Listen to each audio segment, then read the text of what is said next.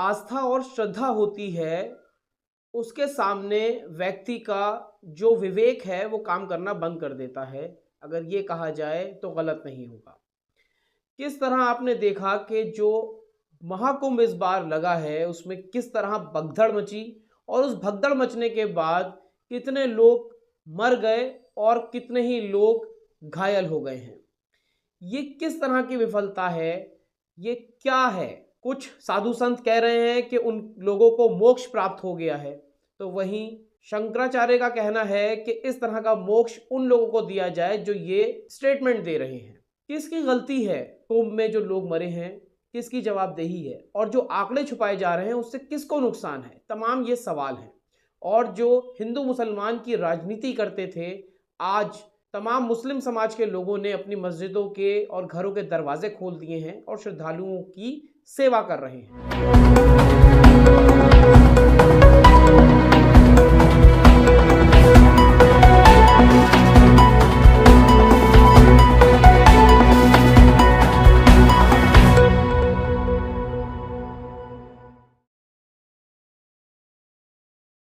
नमस्कार, मैं मोन्टू राजा, anti corruption India से स्वागत है आपका।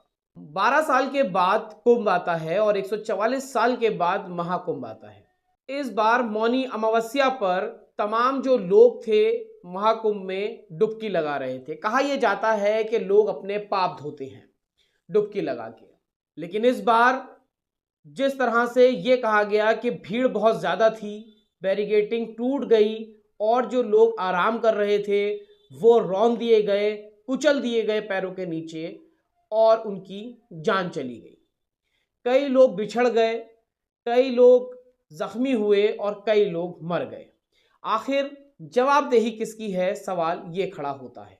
सरकार प्रशासन की तरफ से ये कहा जा रहा था पुख्ता इंतज़ाम है, हज़ारों की तादाद में कैमरे लगे हैं और मुकम्मल इंतज़ाम है, लेकिन जितने भी ये कार्यक्रम देखे जाते हैं इसमें दो तरह का कल्चर हमेशा देखा जाता है, वीआईपी कल्चर, वीवीआईपी कल्चर, और एक वो श्रद्धालु जो कई किलोमीटर की लाइन से चलता चला आ रहा है और जो घटनाओं की चपेट में आते हैं वो भी वही श्रद्धालु होते हैं जिनको वीआईपी या वीवीआईपी ट्रीटमेंट नहीं मिल पाता। वो और बात है जो भड़काऊ भाषण देने वाले बाबा हैं, धीरेन्द्र शास्त्री की अगर बात कर लें, उन्होंने कहा जो महाकुंभ में नहीं आएगा वो देशद्रोही है।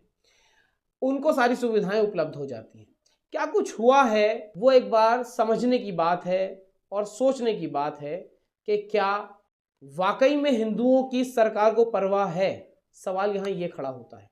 हर व्यक्ति को आना चाहिए, जो नहीं आएगा वो पछताएगा, वो देशद्रोही कहलाएगा। अच्छा, कई लोग यहाँ के व्यवस्थाओं पे सवाल खड़े कर रहे हैं, कह रहे हैं कि आप बच्चे कैसा व्यवस्था? अनूठी, अद्भुत है। हमारे अंदर तो आस्था है और हमें हर जगह व्यवस्था है।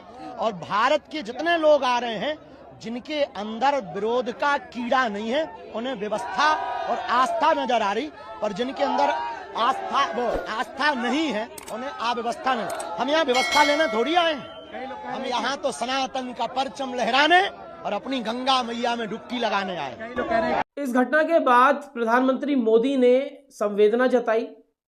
सूबे की बात करें उत्तर प्रदेश की, तो योगी आदित्यनाथ ने आंसू बहाए और कहा बहुत क्षति उन्हें पहुंची है, लेकिन उनका क्या, जो मर गए, जो जख्मी हो गए, जो बिछड़ गए। जो तस्वीरें निकल के आ रही हैं वो अपने आप में बहुत ही निंदनीय हैं, क्योंकि मीडिया से भी आंकड़े छुपाए जा रहे हैं। आखिर आंकड़े अगर स्पष्ट होंगे तभी उनको मुआवजा मिल पाएगा, तभी एक रिकॉर्ड में चीज़ें आ पाएंगी कि कौन वो लोग हैं जिन्होंने अपना खोया है, अपनों से बिछड़ा है। महाकुंभ के मेले से लौट रहे हैं यहाँ पे।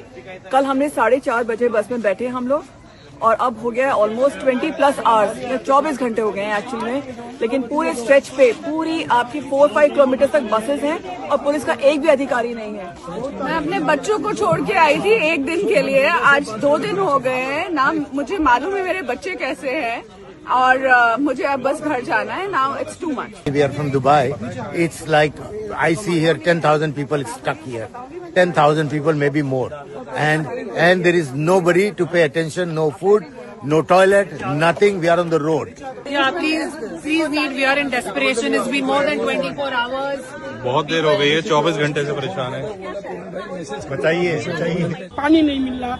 यहाँ की जनता थोड़ी सहयोग जरूर कर रही है, लेकिन हम लोग को गंगा नहाने में कई मृत्युएं हो गई। हम लोग के सामने ऐसा हो गया है। हम लोग यहाँ तबाह हैं।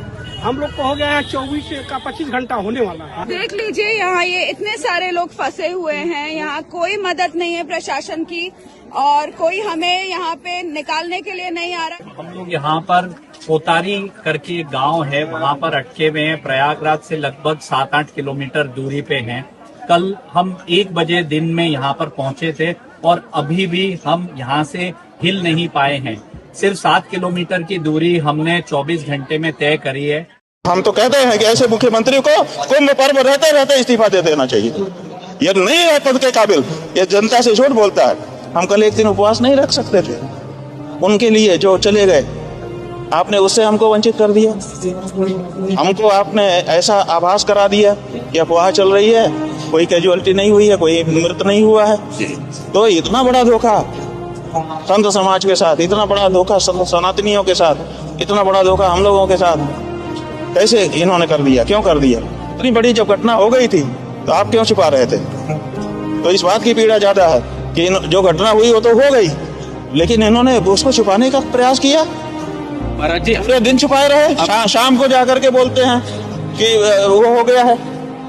आप पूरे दिन आपको पता ही नहीं था, दुनिया बता रही थी, आपको पता ही नहीं था। तो आज सबसे बड़ी जो हम लोगों के मन में पीड़ा है वो ये है कि हमारा मुख्यमंत्री झूठा है। वो इस बात की पीड़ा है कि वो हमारे साथ घटना घटती है, हम ही से छिपा लेता है, और हमको हमारे जो मृतात्मा हैं उनके प्रति संवेदना व्यक्त करने के लिए, उपवास तक रखने के लिए मौका नहीं दिया इस व्यक्ति ने। नरेंद्र मोदी, अमित शाह जी, जेपी नड्डा जी, जो लोग भी हैं, इनको हटा करके किसी सक्षम व्यक्ति को करे। अभी भी करोड़ों लोग यहाँ आने वाले हैं। ये संभाल पाएगा? ये संभालेगा नहीं। ये प्रेस संभालेगा, ये लिपापोती करेगा। यहाँ साफ तौर पे दिख रहा है कि प्रशासन द्वारा पुख्ता इंतजाम नहीं थे, सिर्फ खोखली चीजें थीं। जो बताया जा रहा था कि हजारों कैमरे हैं और तमाम पुलिस प्रशासन है, अलग शहर एक तरह से बसा दिया गया है महाकुंभ के लिए, लेकिन जो घटना हुई उसने तमाम सवाल खड़े कर दिए। सनातन धर्म के शंकराचार्य हैं स्वामी अविमुक्तेश्वरानंद, उन्होंने बहुत रोष जताया है इस पे और साफ कहा है उन्होंने कि योगी आदित्यनाथ को इस्तीफा दे देना चाहिए, मोदी, अमित शाह, जेपी नड्डा को इस्तीफा दे देना चाहिए, किसी सक्षम व्यक्ति को बैठना चाहिए कुर्सी पे और उसको तमाम चीज़ें ऑर्गेनाइज करनी चाहिए। ये लोग सक्षम नहीं हैं। एक वीडियो आपने देखा होगा टीवी 9 के रिपोर्टर के साथ किस तरह से बदसलूकी की गई जब वो ये बताने की कोशिश कर रहा था कि कितने लोग जो हैं वो मरे हैं, जिसके बाद कैमरे को रोका गया और उसको मुकदमा कायम करने की, गिरफ्तार कराने की धमकी दी गई। वो तो टीवी 9 बड़ा चैनल है, गोदी मीडिया कहे जाने वाला चैनल है, इसलिए थोड़ा मर्यादा में रहा अधिकारी, वरना हो सकता है कि उसको गिरफ्तार ही करवा दिया जाता। अमूमन जो पत्रकार हैं उनके साथ यही आजकल हो रहा है। ये देखिए, ये 24 मृतकों की लिस्ट है। 30 लोगों का आंकड़ा सरकार के द्वारा जारी कर दिया गया है। 1 2 3 4 5 6 7 8 9 10 11 12 13। हाथ क्यों पकड़ रहे हैं आप? हाथ क्यों? आप धक्का क्यों देंगे? अरे आप धक्का क्यों देंगे? अरे आप ये, अरे इधर दिखाओ, जरा इधर दिखाओ कैमरा। अरे कैमरे में हाथ क्यों लगाओ? कैमरे में हाथ लगाएंगे ना? कैमरे में हाथ लगाएंगे कैसे? ये पाकिस्तान है क्या? ये पाकिस्तान है? नहीं, ये पाकिस्तान है। यहाँ छेड़छाड़ क्यों कर रहे हैं? छेड़छाड़ हम डेड बॉडी के पास गए, हम लिस्ट नहीं दिखा सकते हैं। यहाँ पे हम लिस्ट नहीं दिखा सकते हैं। ये पाकिस्तान है, ये डेमोक्रेसी नहीं है। छिपा रहे हो, आंकड़ों को छिपा रहे हो, शर्म नहीं आती है? आश्रम को आंकड़ों को छिपा रहे हो, हाथ पकड़ रहे हो मेरा, हाथ पकड़ रहे हो, कैमरे में हाथ मांग रहे हो। अपना परिचय बताइए, अपना परिचय बताइए। अरेस्ट करिए मुझे अरेस्ट करिए, दरोगा नहीं, मुझे अरेस्ट करिए, अरेस्ट करिए, अरेस्ट करिए, अरेस्ट करिए मुझे, अरेस्ट करिए, अरेस्ट करिए मुझे, गाड़ी में अरेस्ट करिए मुझे, मुझे अरेस्ट करिए, कर रहे हैं, करिए मुझे अरेस्ट करिए। मैं यही खड़ा हूँ, चलो मैं यही खड़ा हूँ। किससे क्यों नहीं जा सकते? मेडिकल कॉलेज में जा नहीं सकते हैं? किससे पूछना आप बताइए? किससे अनुमति लेनी है आप बताइए? किससे अनुमति लेनी है आप मुझे बताइए? किससे? कौन है? मैं, मेरे पास ये देखिए, मैं विपिन चौबे मेरा नाम है, टीवी 9 चैनल है, सरकार ने मुझे आइडेंटिटी कार्ड दिया है। मैं यहाँ जाके देखूंगा कितने लोग मारे गए हैं, कितने लोग लापता है। मैं सवाल करूंगा भाई साहब आपसे। आप, मेरा परिचय ये है, मेरा परिचय ये है, मेरा परिचय, मेरा कैमरा है सर। सर किस, आपने मुझसे पूछा? आप मेरा हाथ पकड़ के मुझे ढकेल रहे हैं, आप बदतमीजी कर रहे हैं। किस, आपने मुझसे पूछा? आपने मुझसे पूछा? आपने मुझसे पूछा? आपने मुझसे पूछा? मेरा कैमरा, मेरा आईडी, मेरी आइडेंटिटी कार्ड मेरे पास है। आपका आइडेंटिटी कार्ड क्या है? आपका आइडेंटिटी कार्ड कहाँ है? पाकिस्तान है वो, पाकिस्तान है। लोग मर गए, मजाक बना दिया आप लोगों ने। आंकड़ों पर झूठ बोल रहे हैं आप लोग, आंकड़ों पर झूठ बोल रहे हैं। कहीं नहीं मिल रही है, एक भी बॉडी नहीं मिल रही है। 4-4 दिन से परेशान रहे हैं। देखो ना, बॉडी देखो। अरे बात करो हम लोग। अरे हाथ क्यों लगा रहे हो? हाथ क्यों लगाओगे? ध्यान से, ध्यान से, तरीके से हाथ नहीं लगाएंगे आप हाथ नहीं लगाएंगे। आप ढंग से बात करेंगे, आप ढंग से बात करेंगे। पाकिस्तान बना लिया क्या इसको? प्रयागराज में नहीं आता Motilal Nehru medical college, postmortem house. हाथ लगाओगे? अपना परिचय बताइए। आप अपना परिचय बताइए, कौन है आप? किस अधिकार से आप हाथ लगा रहे हैं? किस अधिकार से बाहर कर रहे हैं आप? परिचय बताइए, परिचय बताइए अपना। अरेस्ट करवा रहे थे, आओ अरेस्ट करवाओ, यही खड़ा हूं। आइए आइए, अरेस्ट करवाइए। शर्म नहीं आती? लाशों पर झूठ बोलते हो, आंकड़ों को छिपा रहे हो। किस तरह वो आंकड़े दिखा रहा था, लेकिन उसका साफ तौर पे झड़प हो गई और कहा गया कि आंकड़े छुपाए जा रहे हैं। जो शासन प्रशासन है वो मीडिया को सही जानकारी नहीं दे रहा है। तमाम वो नेता, तमाम वो लोग जो देश के अंदर सौहार्द खराब करते हैं हिंदू मुसलमान को लेके, लेकिन जब इस तरह की आपदा आई तो मुस्लिम समाज के लोगों ने इंसानियत को जिंदा रखा। तमाम श्रद्धालुओं को उन्होंने शरण दी, उनके खाने पीने का ध्यान रखा, मस्जिदों के दरवाजे खोल दिए गए, उनके आराम की व्यवस्था करी गई, खाने पीने की व्यवस्था करी गई। और उन तमाम लोगों के मुंह पे ये एक जूता मारा गया है कि जो नफरत की राजनीति करते हैं। इन तस्वीरों को देख के क्या कहेंगे, जिस तरह से इंसानियत को जिंदा रखने वाली चीज़ें सामने दिख रही हैं और दोबारा एक हिंदू मुस्लिम भाईचारे की मिसाल सामने पेश करी गई है। ये वसीउल्लाह साहब की मस्जिद के इमाम साहब अमीर साहब जो है यहाँ पे पानी बांट रहे हैं। पानी ले लो, पानी। वसीउल्लाह साहब की मस्जिद के इमाम साहब जो है यहाँ पे लोगों को पानी बांट रहे हैं। कितना ही आप लोग जहर घोल लो, लेकिन जब जरूरत पड़ेगी तो हिंदू मुस्लिम साथ खड़ा मिलेगा। तमाम जो ये लोग मरे हैं, इसमें बहुत सारे बाबा, बहुत सारे संत ऐसे हैं जो ये कह रहे हैं कि इन तमाम लोगों को मोक्ष प्राप्त हुआ है, इनका जो जीवन काल था वो यहीं तक था। इस पे अखरे हैं जो शंकराचार्य हैं, स्वामी अवि मुक्तेश्वरानंद, उन्होंने कहा है तमाम वो ऐसे लोग, तमाम वो ऐसे संत जो ये कह रहे हैं मोक्ष प्राप्त हुआ है, उनको मैं मोक्ष देता हूँ। वो कहें हमें भी ऐसा मोक्ष चाहिए, पैरों के नीचे कुचलवा दिया जाए उनको और मैं भी कूद जाऊँगा उनके ऊपर, क्योंकि वो तमाम लोग जो ये कह रहे हैं कहीं ना कहीं इंसानियत के खिलाफ है, इंसानियत के विरुद्ध है। कुछ भी तरीका तो निकाला जा सकता था, लेकिन छुपा करके अपने आप को अच्छा बनाने की जो कोशिश है उसने इनको गिरा दिया, और इतना गिरा दिया कि नजर से गिर गए। आपकी जानकारी में क्या है, कितनी मौत हुई, कितनी घटना हुई? शंकराचार्य महोदय क्या सोचते हैं? देखिए, हमारे पास पुलिस के अधिकारी आए थे तो उन्होंने हमारे सामने कहा कि मेरा नाम नहीं आए, 6 जगह पे घटना हुई है और बहुत हृदय विदारक है। एक जगह नहीं, 2 जगह नहीं, 4 जगह नहीं, 6 जगह ये पुलिस अधिकारियों का कबूलनामा है। बड़े अधिकारी थे, उन्होंने कहा कि 6 जगह घटना हुई है, बहुत हृदय विदारक है। फिर हमारे ब्रह्मचारी ने उनसे पूछा कि कितने लोग चले गए हैं, कुछ है पता? तो उन्होंने कहा कि आधिकारिक आंकड़े 30 हैं, ऐसा कह के चले गए।